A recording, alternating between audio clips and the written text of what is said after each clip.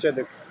मैं धानु भिकाजी वलथरे उर्फ एडवोकेट दादा साहब वलथरे अपक्ष उम्मीदवार नागपुर लोकसभा का चुनाव लड़ रहा हूँ। और ये अभी भोईपुरा बजेरिया में हमारी प्रचार रैली का आगमन हुआ है।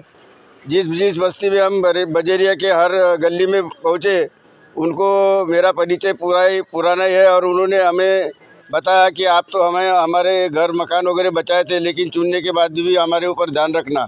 तो यहाँ का समर्थन पूरे लोग और पूरे मतदाता भाई बहन सभी लोग बहुत बहुमत से हमारे चुनाव चिन्ह जो है ना उसको बटन दबा करके चुन के लाने वाले, ये पूरा विश्वास है।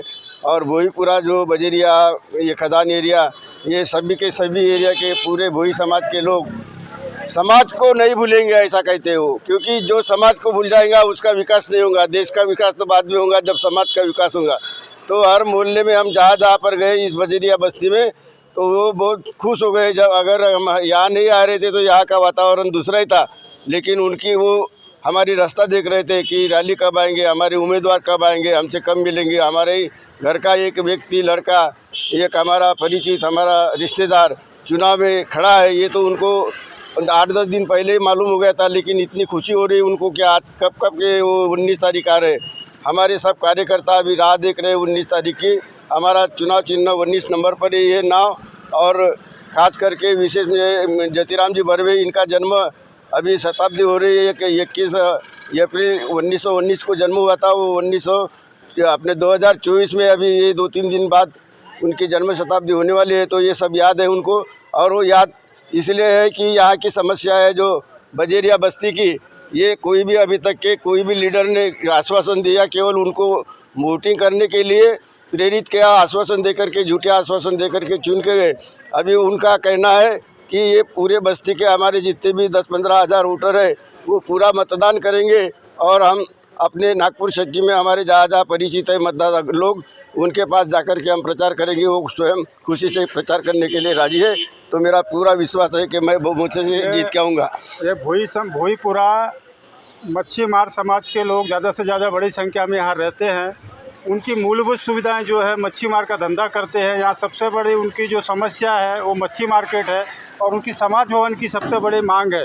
तो आप खासदार बनने के बाद क्या समाज उनकी जो समस्या है वो हल करेंगे? यहाँ के जो मच्छी मार भाई है ये स्वयं वो मच्छी पकड़ते नहीं, लेकिन बाहर से मच्छी का वो व्यापारी जो आता है इनको थोक में मच्छी दे करके चले जाते हैं, और इनको व्यापारी की मच्छी लेने के बाद में ये बजेरिया बस्ती में बैठ कर रहना पड़ता है। वो जो मच्छी बेचते हैं, जब गंदा पानी होता है तो वो घर में रहने लायक नहीं है बस्ती, यहाँ से वो सीवरेज नहीं है और उनका व्यापार अच्छी तरह से नहीं चलता। आजू बाजू में जो काटन मार्केट है, संतरा मार्केट है, उनका ध्यान है कि ये झोपड़पट्टी कब बैठी हुई कब उठेंगी। तो मैंने उनको पहले भी आश्वासन दिया था, आज भी आश्वासन दे रहा हूँ कि इनकी समस्या हल करने के लिए यदि मैं खासदार करके इन लोगों ने भेजा तो सबसे पहले मैं इस बस्ती में ध्यान रखूँगा, जो कि मेरे समाज के है, मेरे कुटुंब के है, मेरे रिश्तेदारों की बस्ती है, उसके ऊपर मेरा विशेष ध्यान रहेगा। दादा साहब बोलते रहे आगे बढ़ो, हम तुम्हारे साथ हैं। दादा कसा येत नाही, आल्याशिवाय राहत नाही, कसा येत नाही, आल्याशिवाय राहत नाही। बोलते साहेब आगे बढ़ो, हम तुम्हारे साथ हैं। बोलते साहेब आगे बढ़ो, हम तुम्हारे साथ हैं। सर आप पीछे क्यों आए?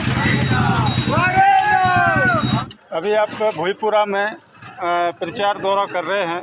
आपके समाज के लोगों से आप घर घर जाकर के मत मांगने के लिए घूम रहे हैं। आपके समाज में आप किस किस से मिले और उन्होंने क्या समर्थन दिया है? मैं यहाँ के बजेरिया के जितने भी भोई समाज के संगठन है वो सभी संगठनों के प्रमुख लोगों से मिला हूँ, और उनका कहना है ये गुप्त मतदान है। हमारे सब जितनी भी पार्टियाँ आते हैं वो पार्टियों को हम आश्वासन देते हैं कि हम आपको वोटिंग करेंगे। ये गुप्त मतदान है तो हम ऐसा नहीं बोल सकते कि नहीं करेंगे, और बड़ी बड़ी सभा भी लेकर के उनको हम दिखाते हैं कि तुम्हारे पीछे है। लेकिन अंदर की बात यह है कि वो उनके जो मतदान है हमारे ये नाव चुनाव के चिन्ह पर आएंगे, क्योंकि हमारे जो साथी है बहुत सारी संगठन भोई समाज की, मेरे साथ में हमारे मुख्य प्रचारक प्रकाश जी डायरे, अपने वसंतराव जी मारबते, बावनकोड़े साहब, अपने दिलीप मेश्राम, एडवोकेट दिगोरे साहब, और सभी लोग हमारे साथ में जुड़े हुए। आपके साथ में यहाँ की भोईपुरा की पंच कमेटी है, भोईपुरा पंच कमेटी, तो आपका समर्थन कर रही है क्या? उनका समर्थन था, इसीलिए हमने ये चुनाव का इसमें चुनाव लड़ने के लिए तैयारी की।